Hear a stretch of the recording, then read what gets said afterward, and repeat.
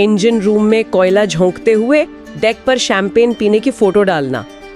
मुझे लगता है आज की दुनिया में सफलता का सबसे बड़ा और सबसे खतरनाक झूठ शायद यही है। बिल्कुल सही कहा आपने, है ना? सोशल मीडिया पर एक ऐसा मुखौटा पहनना जो अंदर ही अंदर इंसान को खोखला कर रहा हो।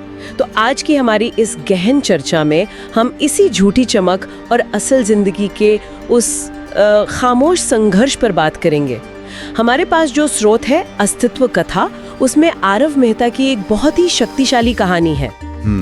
और ये सिर्फ एक कहानी नहीं है। बिल्कुल, ये आज के उन लाखों युवा प्रोफेशनल्स का एक तरह से केस स्टडी है जो करियर में भारी निराशा और मानसिक दबाव का सामना कर रहे हैं।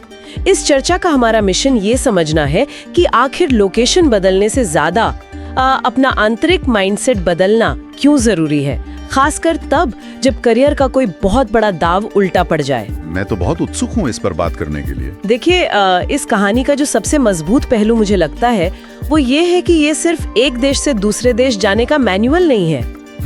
अगर हम इसके मनोवैज्ञानिक मूल में जाएं ना, तो ये एक बेहद गहरे भावनात्मक बदलाव की दास्तान है। मतलब एक ऐसी प्रक्रिया जहां एक युवा उस असफलता के दम घोटू एहसास से निकलकर आत्मस्वीकृति यानी सेल्फ एक्सेप्टेंस के एक बहुत ही शांत बिंदु तक पहुंचता है। हम इस चर्चा में उन परतों को उधेड़ेंगे जो ये बताएंगी कि जब इंसान का सबसे बड़ा सपना टूटता है तो असल में उसकी असली पहचान कैसे आकार लेती है। तो चलिए इस कहानी की शुरुआत से शुरू करते हैं, जो बहुत ही जानी पहचानी लगती है। अहमदाबाद का एक साधारण मध्यम वर्गीय परिवार। आरव कोई बहुत बड़ा जीनियस तो नहीं था बचपन से, लेकिन उसके कमरे की दीवार पर एक विजन बोर्ड था। वो कनाडा वाला। हाँ, उस तस्वीर में बर्फ से ढकी चौड़ी सड़कें थी, गगनचुंबी इमारतें और नीचे एक बहुत ही चमकदार caption, Canada the land of opportunities. हर रात वो उसे देखता था। लेकिन यहाँ एक बहुत ही भारी सच्चाई जुड़ती है। उसके पिता एक छोटी सी किराना दुकान चलाते थे और माँ ट्यूशन पढ़ाती थी। जब आरव ने जिद की ना, तो पिता ने बिना सवाल किए जीवन भर की पाई निकाल दी। माँ ने गहने तक गिरवी रख दिए। मतलब मैं सोच रही थी कि जब कोई युवा ऐसी पृष्ठभूमि से निकलकर फ्लाइट में बैठता है तो उसके दिमाग में उस वक्त क्या चलना होता है। मैं समझाता हूँ।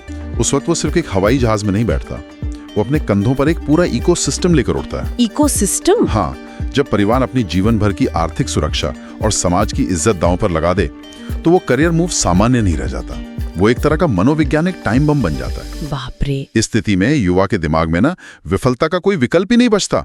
उसका दिमाग उसे लगातार सिग्नल देता है कि अगर वो सफल नहीं हुआ तो ये सिर्फ उसकी हार नहीं है, ये उसके पूरे परिवार का आर्थिक और सामाजिक विनाश होगा। ये तो बहुत भयानक दबाव है। बिल्कुल। और ये जो अदृश्य दबाव है, ये इंसान की फैसले लेने की क्षमता को पूरी तरह से हाईजैक कर लेता है। और ये दबाव उस दिन और भी भारी हो गया होगा जब एयरपोर्ट पर विदाई के वक्त आरव की माँ उसे गले लगाकर एक बात कहती है। वो कहती है कि पैसा कमाना जरूरी है, लेकिन खुद को खोना मत। जो कि बहुत गहरी बात थी, है ना? पर उस वक्त आरव बस मुस्कुरा देता है। उसे लगता है सारा संघर्ष पीछे छूट गया। लेकिन टोरंटो पहुंचने के कुछ ही हफ्तों बाद वो खूबसूरत सपना एक भयानक वास्तविकता में बदल जाता है। शाम 6 बजे से रात 2 बजे तक एक ग्रोसरी स्टोर में काम, लगातार खड़े रहना, फिर लौटकर कुछ घंटे की कच्ची नींद और सुबह 8 बजे कॉलेज। शरीर नींद के लिए तरस रहा है, भारी फीस और आसमान छूता किराया। देखिए, ये सर्वाइवल मोड की शुरुआत होती है।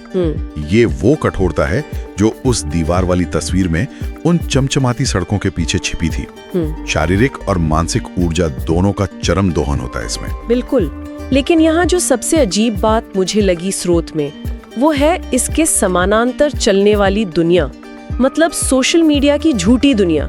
इंस्टाग्राम पर आरव बर्फ के बीच कॉफी लिए फोटो डालता है, कैप्शन है लिविंग द ड्रीम, जबकि उस पल उसके बैंक में केवल $42 बचे हैं। मतलब बैंक में $42 होने पर इंसान सच क्यों नहीं बोल पाता?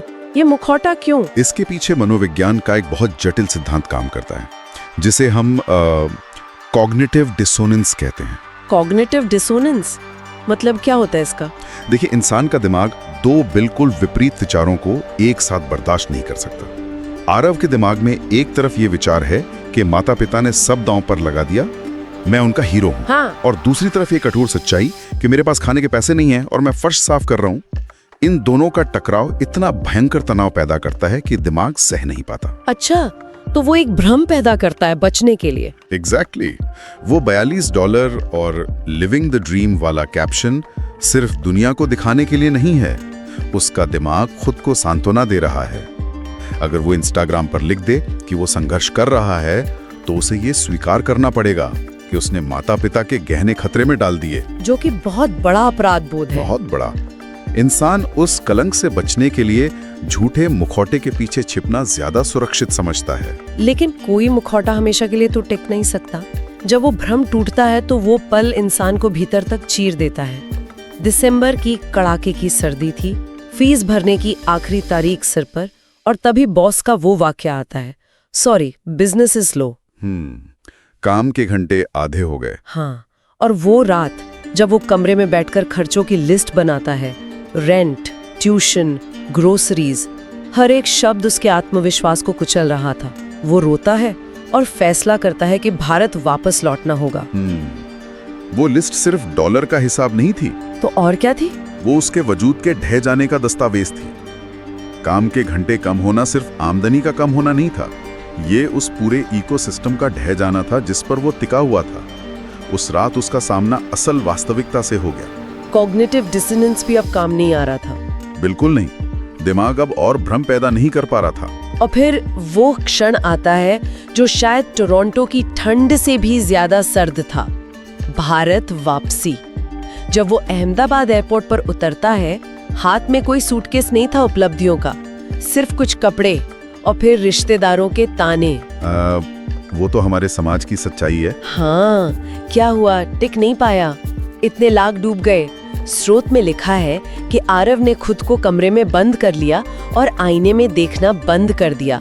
उसने खुद को असफल मान लिया।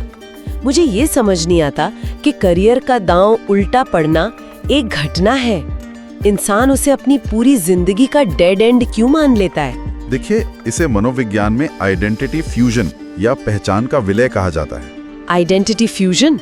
हाँ, जब कोई युवा एक बड़े लक्ष्य पर सब दांव पर लगाता है ना, तो वो अपनी पहचान को उस लक्ष्य के साथ जोड़ लेता है।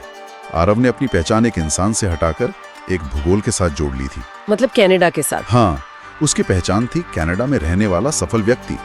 जब वो भूगोल छिन गया तो दिमाग ने ये नहीं सोचा कि मेरी योजना विफल हो गई। उसने निष्कर्ष निकाला कि मेरा अस्तित्व ही खत्म हो गया। इसे ईगो डेथ भी कहते हैं। ओहो, ये तो बहुत गहरा है। और आईने वाली बात?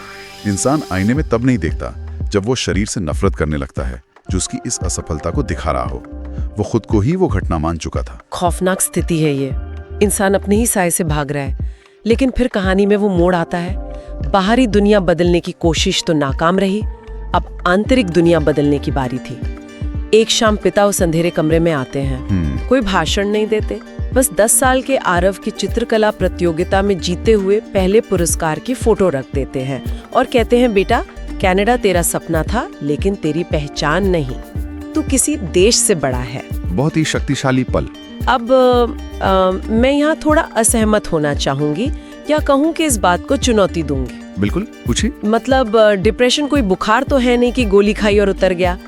क्या सच में एक पुरानी तस्वीर और एक वाक्य किसी का इतना गहरा डिप्रेशन रातों रात ठीक कर सकता है? ये मुझे थोड़ा फिल्मी लग रहा है। आपका ये सोचना पूरी तरह से जायज में सतह से देखने पर यह किसी फिल्म का क्लाइमैक्स ही लगता है। लेकिन स्पष्ट कर दूं, डिप्रेशन रातों रात छू मंतर नहीं हुआ था। तो फिर उस पल क्या हुआ? उस एक पल ने उसकी सोच की दिशा बदल दी। यहाँ जो मनोवैज्ञानिक तरीका इस्तेमाल हुआ उसे पैटर्न इंटरप्ट कहते हैं। Pattern interrupt? हाँ, जब इंसान गहरे अवसाद में होता है तो दिमाग में नकारात्मक विचारों का एक लूप बन जाता है। मैं किसी काम का नहीं, मैं हार गया। पिता ने वो तस्वीर दिखाकर उस लूप को अचानक तोड़ दिया। अच्छा, तो वो तस्वीर एक ट्रिगर थी? एग्जैक्टली। वो तस्वीर उसके दिमाग के लिए एक हार्ड न्यूरोलॉजिकल एविडेंस थी, एक ठोस सबूत जिसे उसका अवसादग्रस्त दिमाग झुठला नहीं सकता था। तस्वीर कह रही थी कि विफलता से बहुत पहले भी उसके अंदर क्षमताएं थीं। मैं समझ रही हूँ। पिता के उस वाक्य ने उसके भूगोल को उसकी पहचान से सर्जिकल तरीके से अलग कर दिया। उन्होंने बताया कि उसकी कीमत किसी पासपोर्ट के स्टैंप से तय नहीं होती। यहीं से आत्मस्वीकारती का बीज बोया गया। जब तक आप खुद को स्वीकार नहीं करते, कोई नया कौशल मदद नहीं कर सकता। उस पल ने ताले की चाबी घुमाई थी बस। क्या बात है। मतलब उस पुरानी तस्वीर ने एक एंकर का काम किया, जिसने उसे याद दिलाया कि वो हारा हुआ इंसान नहीं है। और यहीं से आरव का नया जन्म होता है।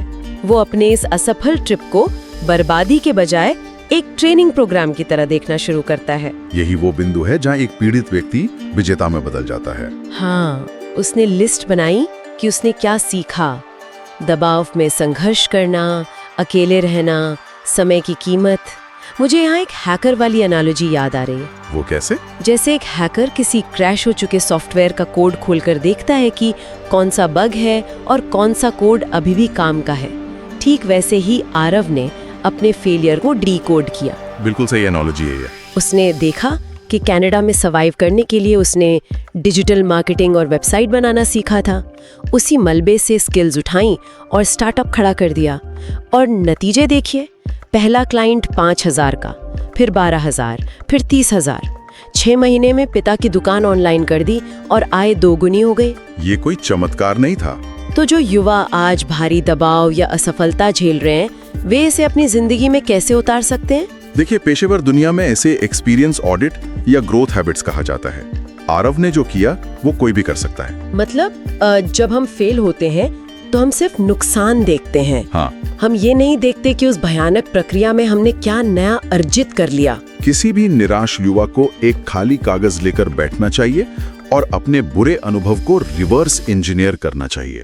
ये रिवर्स इंजीनियरिंग के व्यवहारिक कदम क्या होंगे? इसके लिए खुद से कुछ बहुत ही क्रूर लेकिन ईमानदार सवाल पूछने होते हैं। जैसे क्या उस दमघोटू माहौल में मैंने दबाव में काम करना सीख लिया? क्या खराब बॉस के साथ मैंने मुश्किल लोगों से बात करना सीख लिया या टाइम मैनेजमेंट सीख लिया? ये वो स्किल्स हैं जो इंसान अनजाने में मुश्किल वक्त में सीखता है। मतलब आरव ने वेबसाइट बनाना शौक से नहीं, बल्कि गुजारे की भयानक जरूरत से सीखा था। Exactly. युवा प्रोफेशनल्स को समझना होगा कि हर कठिन परिस्थिति ट्रांसफरेबल स्किल्स की एक खान होती है। बस मलबे से उन्हें बाहर निकालना है। यानी हमें अपने बुरे अनुभवों की एक इन्वेंट्री बनानी चाहिए। और जब ये माइंडसेट शिफ्ट होता है तो इंसान बदल जाता है, जो कहानी के अंत में बहुत खूबसूरती से दिखता है। हाँ, वो आखिरी दृश्य। 1 साल बाद जब वही रिश्तेदार फिर पूछते हैं, अब क्या कर रहा है? इस बार आरव छिपता नहीं है। शांत मुस्कान के साथ कहता है, मैं भारत में काम कर रहा हूँ और दुनिया भर के क्लाइंट्स के साथ। वो रात को छत पर चाय पी रहा है, घर से हंसने की आवाज आ रही है। असली सफलता विदेश की सड़क पर चलना नहीं, अपने भीतर लौट आना था। वो जो छत पर चाय पीते हुए शांति है ना, वही आत्म स्वीकृति का सबसे बड़ा प्रमाण है। जब आप बाहर की दुनिया को कुछ भी साबित करना बंद कर देते हैं, जब आपका ईगो शांत हो जाता है। बहुत खूब। तो अगर इस चर्चा को समेटा जाए तो सबसे बड़ी सीख यही है कि सिर्फ लोकेशन अपग्रेड करने से जीवन नहीं बदलता। हम अक्सर बाहरी आवरण चमकाने में इतने अंधे हो जाते हैं कि अपना आंतरिक सॉफ्टवेयर अपडेट करना भूल जाते हैं। बिल्कुल, आत्म स्वीकृति से बड़ा कोई रक्षा कवच नहीं है। जब इंसान ये कहना सीख जाता है कि मैं इस परिस्थिति में असफल हुआ हूँ, लेकिन मैं खुद एक असफलता नहीं हूँ।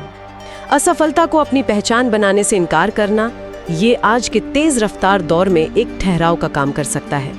अब चर्चा समाप्त करने से पहले मैं लोगों के लिए एक विचार छोड़ना चाहूंगी। जी बताइए। एकांत में इस पर सोचिएगा जरूर। अगर जिंदगी की हर बड़ी असफलता, हर टूटा सपना असल में एक भेस बदला हुआ ट्रेनिंग प्रोग्राम है, तो जरा सोचिए आपका वर्तमान का सबसे बड़ा संघर्ष आपको भविष्य के किस बड़े काम के लिए तैयार कर रहा है, जिसे आप अभी देख नहीं पा रहे हैं।